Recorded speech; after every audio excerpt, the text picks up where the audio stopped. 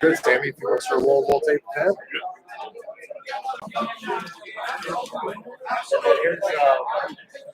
Here's us pull this out to you out. Sounds good. I'm coming through clearly. Nice. Yep. We are back on here. Start the YouTube channel. I have Tozzis on 12th Street. DJ Dot. Boy, what a great job. Mike, this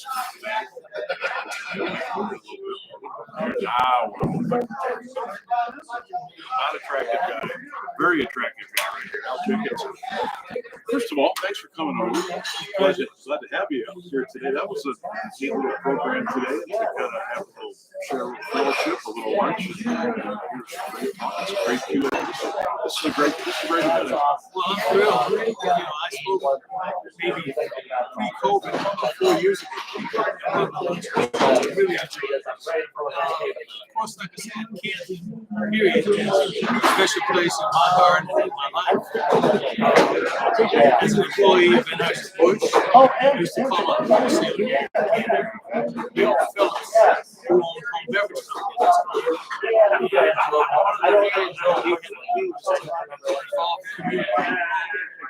So Bill Phillips at that time said, hey, you need to see you need to go over and visit the pop. So we did. And 38 years ago, we started the Renee Powell Celebrity Film. Thank you. I appreciate it. Thank you so much. Many celebrities come to this community just to participate. First idea was to take care of we had kids in the tennis players and Jim Brown, Chef, Vince Costello, all those guys. Yeah, all of those guys. Marion Motley, who's a kid. Thank you, Bill. So, like I said, Thank you so much. Thank you so much. church, just recently, church had a celebrity golf tournament. Several guys.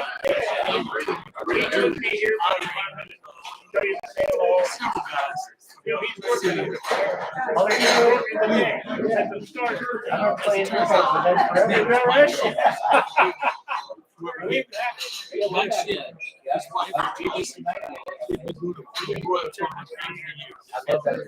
Gail Sayers is honorary and several Cleveland athletes. All of that is coming to Nepal. Oh, thank you. Franco Harris, I know. Oh, yeah. Franco Harris is done a marvelous, very unselfish commitment to Nepal and the father. He fell in love with Mr. P. She and Mr. P. And Bill was named after him in St. Andrews. So thank you so much for your vacation. Oh, thank you. Thank you. Thank you. Yes. No, not yet. They ain't coming out of it yet. But maybe I should. So I think it would be more given. How you feeling, brother? You know, African American person involved every year. So Renee has won the first one. I work at the radio station. You want to sit next time? I'm going to have you slide Oh, so over there. chair. Okay. Oh, see that. Go cover the event over there. Okay. Wow, some of the people that I was able to meet, run into, to get to know, and have some lifelong relationships with now. So it was pretty awesome. And I will also say, brother, thank you, brother. First of all, to get this out, I'm horrible. I was able to play third. Okay. We worked at the house of the fact that, you try something. Bet. All these years later, 10 years later, still Well, for instance, as Mike alluded to, it's a game that everybody at any age.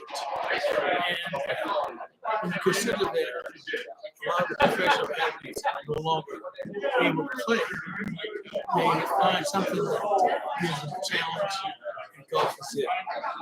And if you're competing with other guys doing the same thing, we're always hitting each other. We're always trying to get that edge up so we can win that dance off. Or we can win that trophy, or we can win that prize. You know. So what we do is we seek a guy out like Dessecker, guest speaker, who by the way was the top for now. He has all of his color on. You know? I was playing Firestone with him one day, and Austin Cars on the phone. So I said, "What the heck are you doing? You know, you trying to weasel in on my weasel in on my lessons?" Yeah, Exactly. yeah.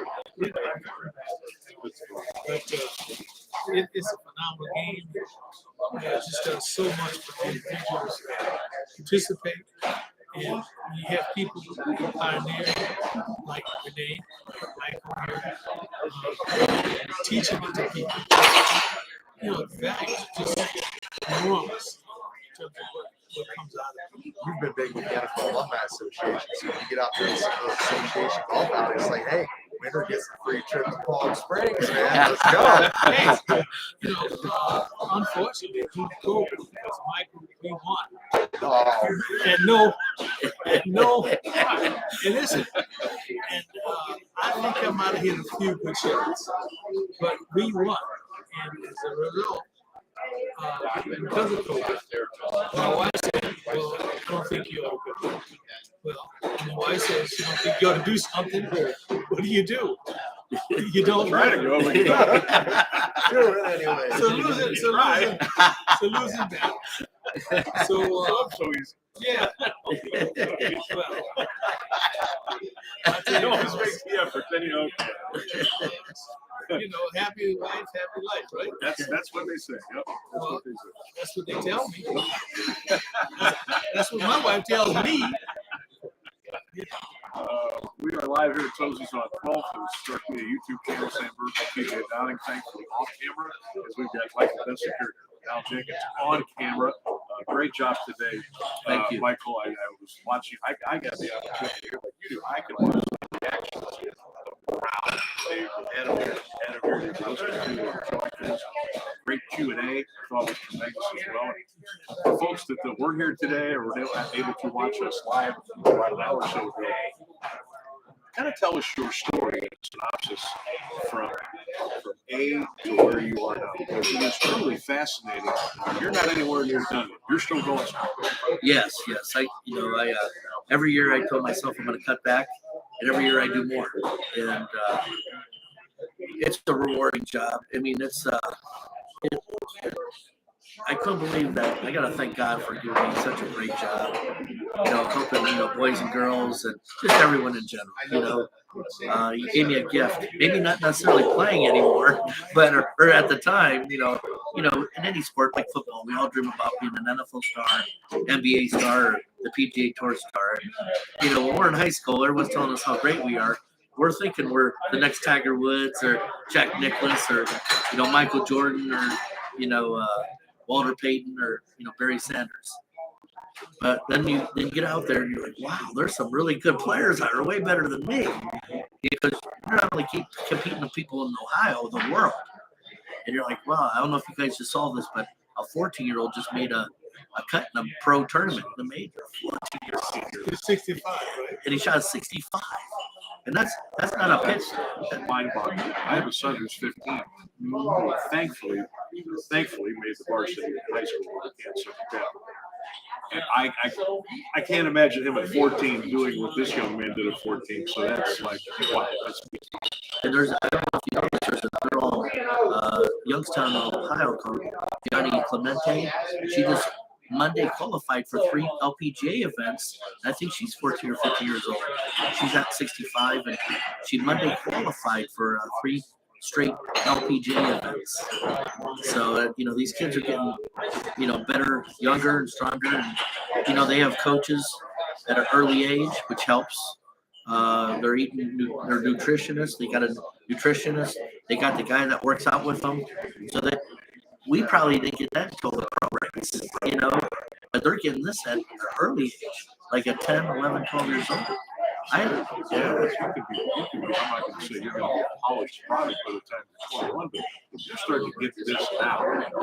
At 9, 10, 11, as last year, 19, 20, 21, you're getting a lot of information.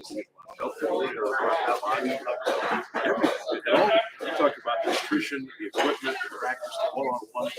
You put that all in the pot and you meld it together, you're going to put it. Oh, absolutely. Absolutely. I have a kid, well, you know, my one high school student, Connor Ritter, shot 27 at Wilshire. You know, I mean, that's 9 under par for 9 holes. I mean, that's ridiculous. And what's funny about that 27, he beat his 29 from last year. He shot there. Yeah. And, I mean, and, you know, I've got a lot of kids that are doing really good. Zach Supalak, who was the number 1 player at Cleveland State. You know, he's playing some big amateur events now, but he's going to turn pro this next year. So, gotta look out for him this next year. He hits the ball. In fact, he played Firestone. Remember that day we played Firestone? I'm a monster. No, he's playing the tips. He had driver 8-iron over the green. That's 660 yards? Yeah. 600 yards. Wow. Driver 8-iron over the green. He had 2 shots.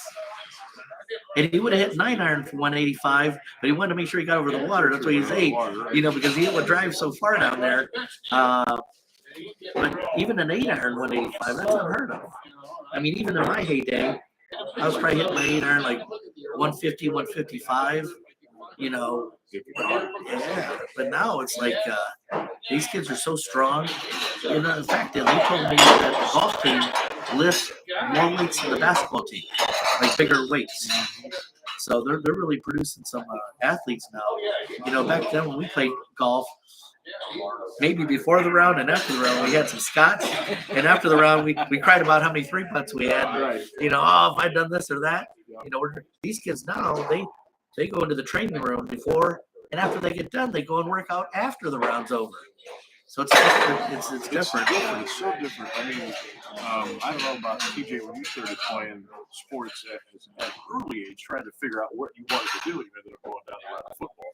Mine was baseball, and lifting was actually frowned upon. They said your muscles will tighten up. I was a pitcher. You won't be flexible. Okay, I won't do it. I'm kind of wishing I would have got that program and did it, but I mean, you talk about how far we have come with not only the weightlifting, the nutrition, the flexibility, all the different things we can do now to get our bodies at the most tip-top shape we can for whatever sport that we're going to play. Well, you consider Tiger Woods, you know, this was his program. He worked out insatiably all the time. And let's see, Vijay Singh was another guy who lived in the gym. And so Joey D has now become rich and famous as a result of using his biometric training to help other athletes gain strength and learn more about their bodies and what can be done. So unfortunately, at my age, I'm lucky to get 150 yards. I mean, you think back when you were training in your football days, I mean, it was pretty much all universal machine type stuff, right? It was. Initially, I came into the league in 1969. I was the second pick in the 3rd round for the Cleveland Browns. Our weight room featured a corner of universal weights. Okay, no free weights. The training was right next to the training room. But if you went out to the Browns training camp now, you've got unbelievable. You got a room this size with just the weights. And then you go into another room where there's a center with jacuzzis, nice jacuzzis, warm jacuzzis. You've got tables. You've got everything imaginable that the human body will have, need to go through after a bruising battle on the football field. Real quick while we run down some of our sponsors on today's show, C.H. Vallis & Associates, Red Door Apparel, and Clothing, Quarry Golf and Event Center, Neil & Sons Tree Service, FinallyHereOhio.com, Crestwood Country Club, and The Dream, Kevin Shaheen, Simon Says Promotions, and Spirit of Stark, Hyder Store, as well. Des, I gotta ask you, man. I wanted to ask you up there, but I didn't want to piggyback on all the questions as the guys were getting them into. But you drive for show, you putt for dough, right? That's the old saying. Yes. What is the key to reading greens? Is there something special that you teach your kids? I mean, I teach them all. You know, first of all, a lot of the kids they rush too much. They don't look from all angles. They just go up to the ball and they hit it without even looking. And it's difficult when you play Florida golf because they're Bermuda greens. It's a different type of grass. We have bet here. Well, there could be a green that's sloped like this, and in Florida the ball will break up this way. So in Florida, you got to go by the hole to see which way the grass is laying by the hole.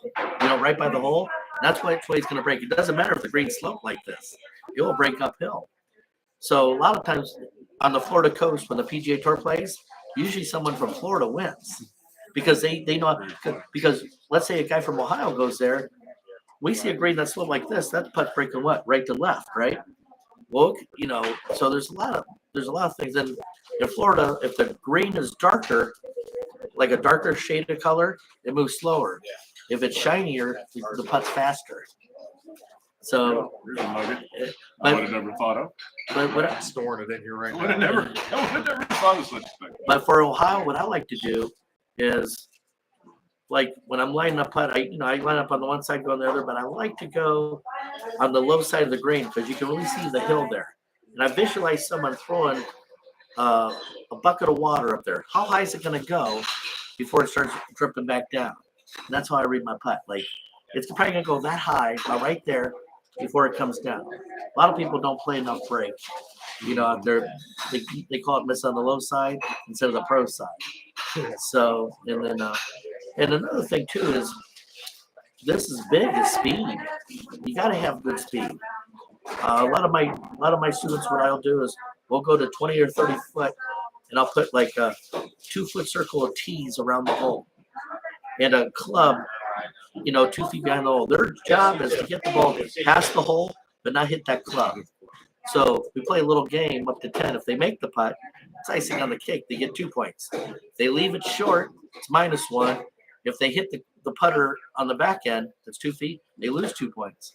If they can get it past the hole and not hit that putter, they get a point. If they make it, they hit it. And the first one's up to 10. And a lot of times what I'll do, a couple of my students, if I do them together, you remember horse and basketball? Yeah. Well, we played on the golf course. It's like you're making a shot. Like if we go out there and you make a 3-footer, well, you got to top that now, unless you got H, just like basketball. But it makes them, they can start feeling the pressure. Oh, he made it. I got to make this now. Hoping for tournament golf. Because tournament golf, you can best believe you're going to add 7 to 8 shots, per your score, unless you get familiarized with playing tournament golf. Just like when you guys played football or baseball, practices, you can do it. Go out 10 steps, make a right. The pass is there. But when you got a defense coming at you and you got a cornerback covering you, it's not that easy. So they got to learn how to play under that competitive golf. And I tell my students, embrace the feeling of being nervous. Embrace it, because there's going to be a day where you're going to miss those feelings because you got to retire and you're too old. You see boxers, they come out of retirement. People come out of retirement because they miss that. They miss the competition. Everything. And we might not be able to do the things we did when we were younger, but they miss those feelings, having butterflies. I You can't remember. replicate that feeling. No, it's the best feeling in the world. And I told some of my students, I was like, don't be the person who's scared of those feelings. Embrace them, love them.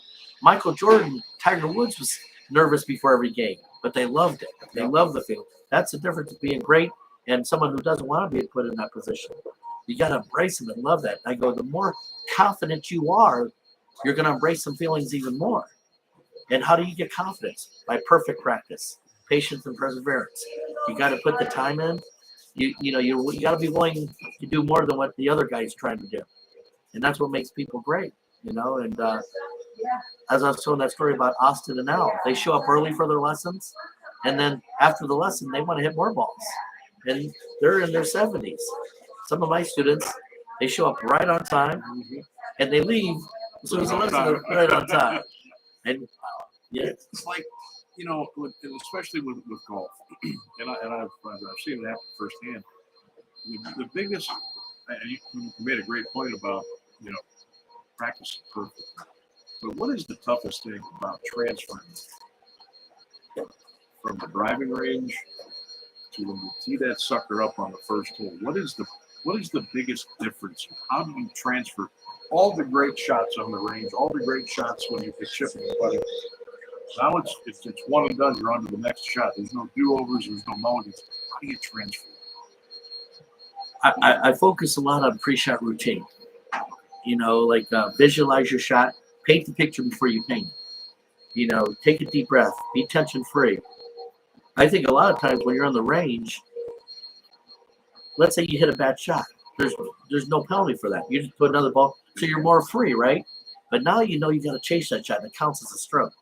So I think people get tense because of that. You know, they got to breathe just like everything else and visualize that shot.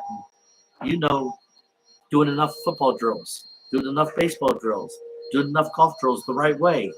If you do them the right way and you do them the way the coaches want you to do, and you practice more than what he wants you to, that's going to give you confidence because the results are there. You're going to more apt to be more confident on the golf course and transfer that over. But if the ones that don't practice enough and don't, I call it studying for the test. Test day is when you go and play game day. Studying for the test is when you're at the range working on it. You either studied for the test long enough or you did it. Well, no. And the guys that study for the test more, meaning they practice more and they practice the right way, are going to be better at, playing tournaments. And they got to play in more tournaments. I see kids, how many tournaments you play in this year? Well, one. Well, that's why you were nervous at tryouts. I don't want to say it gets to be a routine, easy thing, but it's like comfortability is so important. You talked about the breathing. Yes. It becomes habit. And I think you're right. You're no longer getting up there, you're a bundle of nerves and shit. I did this yesterday. I did it 2 days ago. I did it 10 days ago. Yes, absolutely. I mean, and the more you do something right and the more you practice right, we call it perfect practice, right? The more you're going to succeed, because if you practice the wrong way, you're ingrained in bad habits. It's going to be tough. It's hard to get rid of them. And the saying was, you don't practice doesn't make perfect; it makes permanent. Absolutely. And just a caveat of like we're talking about, when an athlete gets butterflies prior to a contest, the key is to go ahead, be excited, be ready to play, but not to the point that you're using up a lot of adrenaline. Because now you're wasting it. You won't have the energy to compete, and you won't be able to execute what you need to execute. So you can have the butterflies, you can be nervous, but the point is slow it down, keep it low, because you can't have the adrenaline taking away all your strength. Ray Lewis must be something special then, because it seemed like from the word jump when he left the locker room, man, he was on fire. Yeah, he's a defensive player. But yeah, the thing is, that was the show. Yeah, yep. That was the get ready. He was able to compartmentalize from the Absolutely. show to when they put the ball in the You team. had to He get was it able done. And he did. Oh boy, did. And that's what a good professional does. Now, a lot of people want to know. I mean, there's always been the stories of the undefeated team. So, do you see anything happening this year? We still have three teams left. Yeah. Do you have a bottle in the fridge waiting for that moment? Absolutely. When those three are done. Absolutely. Yeah, we, for instance, initially, the very first time that this became a part of the legend, Nick Bourquin and Dick Anderson, they shared a driveway. Okay. And so after the last team was defeated, those two started having champagne, celebrating champagne with their bottle of Dom. And years later, we go in every 5 years for a reunion. And 2 reunions ago, Shula had a bottle of Dom for every member of the team. And we were there in his den. Okay. And so last year, I think it was the year before last, again, it was prior to COVID, we had Don's last get together for the Hall of Fame. And a friend of his attorney at the time, lived over on an island, And we're on the beach. He's got a couple of yachts in the water, barbecue grills going. But all of the team, and certainly we were celebrating Don Shula's 90th birthday. And what a great time we had. And so, yeah, I'm hoping that the record stands forever. And you know, for instance, you hear some guys say, well, records are made to be broken, but they don't want those records broken. No. This is 50 This years is the now. 50 year now. Do you think that? Yeah, I guarantee you, Jack doesn't want his record broke. In fact, yeah, Jack wants his majors, right? October 22nd, we're celebrating the 50th anniversary of the Perfect Season team. We'll be doing that down in Miami. Awesome. Yeah, that's awesome. Yeah, I think what there's 3 teams left. Yeah. And one might go down tonight. We don't know. The Giants play Dallas. Who knows what's going on there? And then You got Miami. Miami with a nice win over Buffalo yesterday. And who was the other? Who was the other guy on the team? No, they lost. Oh, you're right. I know there's one more team out there. You just said something. Can you imagine if the Miami Dolphins would break the record? The 2 Dolphins. Touche. Yeah. I mean, wouldn't that 50 years to The only one out of 32 that you would be like, okay, that's cool. I mean, what would you do with all the champagne, or would you? I mean, Everybody better get their goggles on, man. Their ski of goggles all on. the teams. Well, unfortunately, Our the organization Browns did it a few years ago, but they did the reverse one. Yeah. We're still sad about that one. But And they should be still undefeated on the season. I'll tell you, yeah, that's right. That's right. in that game that New England and the Dolphins, you know, and the Giants were playing, when David Tyree trapped the ball on his helmet, well, I let out a scream, and I was at a friend's home, and all the kids, they were down in the basement. They, you know, other people are scattered out throughout the house because he had TVs everywhere. But the children were down playing games in the basement. And when that David Tyree trapped that helmet, I screamed. And I levitated out of that chair. And the kids, they got quiet. They come running up the stairs. What's you screaming about? What's going on here? Yeah. Caught the ball in his head. That was an unbelievable catch. Saved our Super Bowl. Eli Manning, his father and I, you know, I tried out for the Saints my last year in football. And his father took the, you know, his father, he and his father came to Firestone for a celebrity tournament. I think what company, I'm not sure. I think it was Sheets, had a celebrity golf tournament at Firestone. And Eli and his father, Peyton, came to them. They could have used your help with the Saints. He needs some linemen over there. Yeah, well, you know, for a long time, you know, the Saints won a Super Bowl finally, and they had a great coach who retired this year. Everybody speculated he may be going somewhere else. Yeah, eventually. But he was a great coach. He brought the team to new heights. And unfortunately, they had a great quarterback. So it worked out well. I think it's great. Sean Payton. He's got I years. I wouldn't be surprised if he ends up. Well, I think that's it where we're wasn't headed. not for me to say. No. I think that's where we're headed. But what's cool about that Dolphins team too is Al's got a statue at the Miami Dolphins team on Shula, Yeah. which is pretty cool. You know, and I definitely want to get down there and see it. Hopefully, me and I will go down there, and I definitely want to see it and take a picture with The it. Browns go down there in November. Is that right? If I'm not mistaken. November 13th, I think there's play down in Miami. November or October.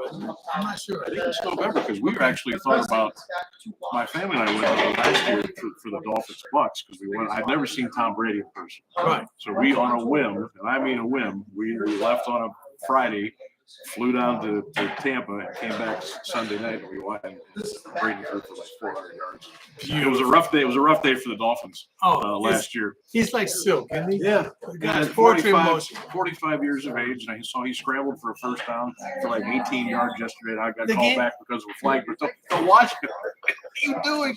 And not only ready to rock, it was the game yesterday. I mean, he's like poetry in motion. He's standing there, very tall, overlooking the group. Yeah. Lets him go. Perfect passes. And he's without his At top 45 three years too. old. Still Yeah. He looks so calm out there. I mean, he just looks so calm out there. Takes his helmet off, then he looks like he's broke sweat. No. Hair's perfect. Yes. I He's mean, silk. He's silk.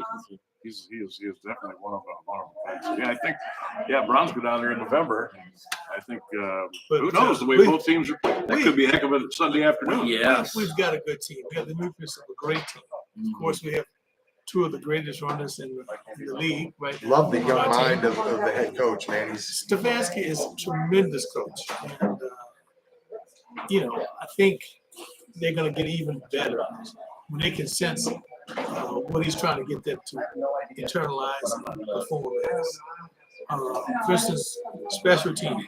Every element of the game has to be, they have to up that game. The young man who attempted to fall on the ball, a well-coached team would say, okay, when we practice, this is how you're going to cover it. Now, if I'm not going to go for the ball, I'm going to run out in front of the ball, and I'm going to knock one of those guys down. Yep. So They're trying to approach it. I'm going to give cover to this guy. Let that second line guy come up there. But that's coaching, okay?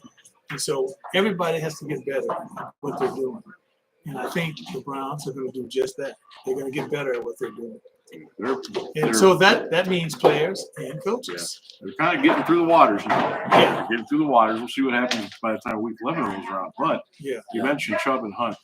Gosh, I mean, I would love to be able to give me 5 more years of those guys together. I know it's impossible in the NFL because it's so hard, because the beating they're both going to take. But there's no better 1-2 punch in the NFL than those two. They're awesome. And I don't care. I don't care if it's 2022 and everything's about the spread. It's still got to run the rock. Yeah. We're able to do that, and I think it's going to go a long ways in the Browns either having a good year or a fantastic. And our quarterback is answering the call. Jacoby, so far so good. Oh, he's doing really good. Jacoby's doing a good job. Very good job. I see you watching a football game on TV, and I've got the luxury of watching it with Al, Greg Pruitt, Ben Davis, Paul Warfield, Leroy Kelly. Who else was there? Cleo Miller. So, oh my gosh. So I thought I know a lot about football because I'm a sports historian. But watching a football player with these greats and watching little things that I never even picked up before, you get an education. Mm-hmm. I'm like, wow, I would have never guessed that. Yep. They called the plays before it even happened. Yep. Just how someone was standing, just how like one of the guys was, like one of the running backs would kick his foot back every time there was a running play. And when he did kick his foot back, because he goes, he can't do that. There's someone watching that. And they're giving him signals. So there's someone watching for those things. And I was like, wow, I learned so much watching football with these guys. It's like, it makes football more fun because I know what I'm watching for now. When you understand it 100% and maybe some bonus on top of it, now you can sit back and say, hey, all right, I'm going to take this all in. You enjoy it much more. Oh, absolutely. I try to watch hockey now because it is a very cool sport, especially in person. But I still find myself, okay, what's that? The blue line, the red line, the penalty box, the offside. Now I'm starting to get it. Now I'm enjoying it. Yes. I would love to be able to enjoy every sport to the max that you can if you know the little nuances about it. I think it's a great element. Yeah, it makes the sport even better. We were talking about earlier about doing the right things, like Kobe Bryant. This reporter goes, Kobe, can I come to one of your practices, individual practices? He goes, sure, show up at 4 p.m. So the guy shows up at 4 p.m., or 4 p.m., and Kobe wasn't there. He goes, Kobe, I came. He goes, no, it's 4 a.m. So he goes, so he shows up at 3. He shows up at 3:45. He goes, I'm going to surprise Kobe. Guess who's in a sweat? Kobe already. Well, he goes, I just want to watch you practice. So what Kobe was doing is triple threat, basic moves that you learn in the 6th grade in basketball. So Kobe goes over after, he goes, what do you think? He goes, Kobe, that was great. He goes, but I was expecting more. He goes, you were just doing basic fundamentals in basketball. He goes, exactly. He goes, if they were so easy, how come no one does them in the NBA? You have Tim Duncan, maybe, Kobe, maybe Michael, maybe LeBron. A lot of those, they don't do basic fundamentals. Well, that's what, yeah, they call them the big fundamental. Big Yeah. fundamental. So yeah, I mean, and gosh, Tim Duncan, Guy was unbelievable. Did it all with one team, which was beautiful as well. Yeah. And the reason why he didn't get much flash because he wasn't a flashy he wasn't player. a flashy guy. He did it by the books, and that's why he had a Hall of Fame career and one of the best. Won a few rings. Yeah, That's absolutely. the key. Yep. They were winners. And great coaching to Pop. Oh, Popovich is great. Philadelphia Eagles, best. your other Yeah. undefeated team. That's the one. Yeah, Philly. Philadelphia. They're undefeated now. Wow. Have a heck of a start. So them and the Giants right there in Yeah. that same division. Right. Sweet. Well, one of them gonna knock. Yeah, I think the Giants win tonight. I see you smiling. He's feeling better about it already. What did Mayweather say? Somebody's always got to go.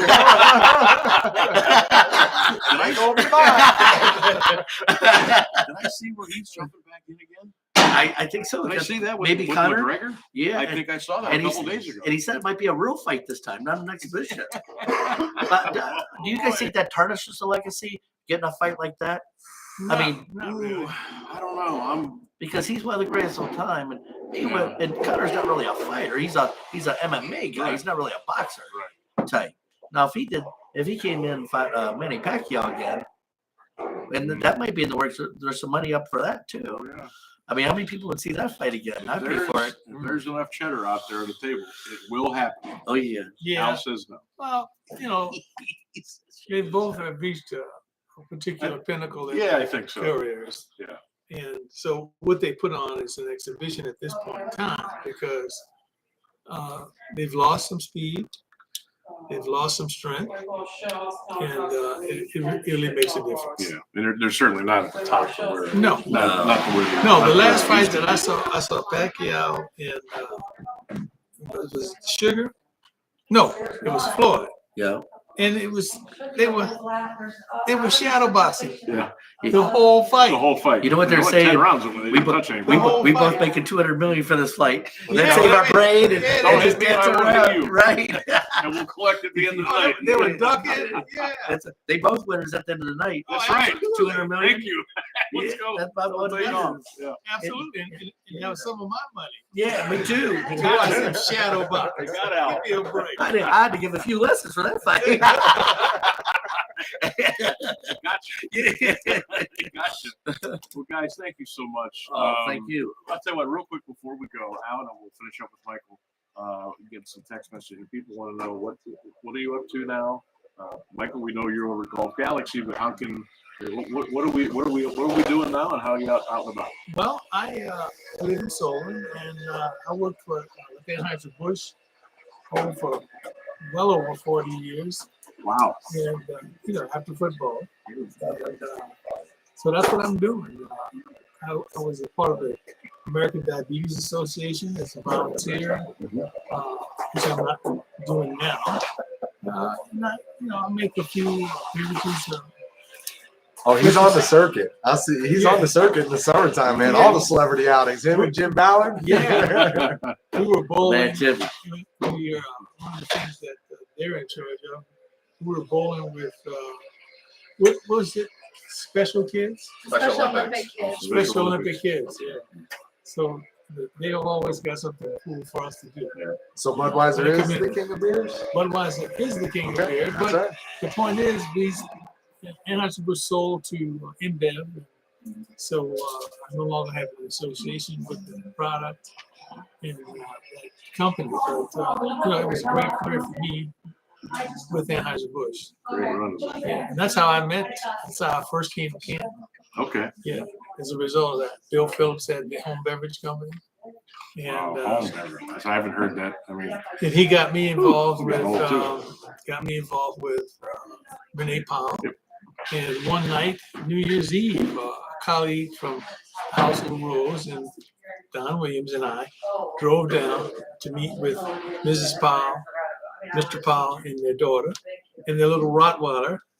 Potbelly stove. It's kind of cold that night.